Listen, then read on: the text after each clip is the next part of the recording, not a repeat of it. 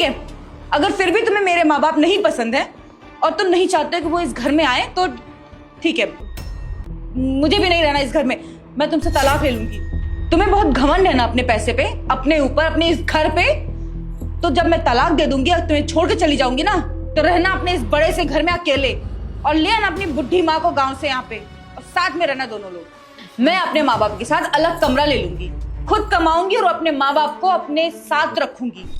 तलाक के बाद जब तुम अकेले रहोगे ना इस घर में अपनी बुढ़ी माँ के साथ, तब तुम्हें समझ में आएगा कि तुमने कितनी बड़ी गलती की है मेरे माँ बाप को मना करके। मंजूर, इस बात पे तो तलाक भी मंजूर है।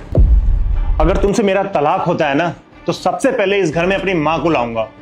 मैं जानता हूं कि मेरी माँ थोड़ी परेशान होगी जब उसको पता चलेगा कि उसकी बहू हमसे अलग हो रही है। ठीक है, समाज को देखेगी, ऊंच नीच देखेगी, बट हाँ, पर उसको जरूर लाऊंगा इस घर में।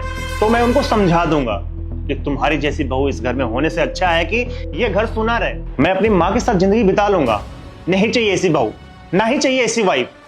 तुम जा सकती हो यहाँ से। विशाल देखो, तुम प्लीज क्यों नहीं समझ रहे हो? देखो तुम्हारे आगे मैं हाथ जोड़ रही हूँ, तुम मेरी बात को समझो ना यार। मेरे माँ बाप मजबूर है, उनके पास और कहीं नहीं है जगह जाने की, और मैं नहीं चाहती कि मेरे माँ बाप वृद्धाश्रम जाए। तुम क्यों नहीं समझ रहे हो यार?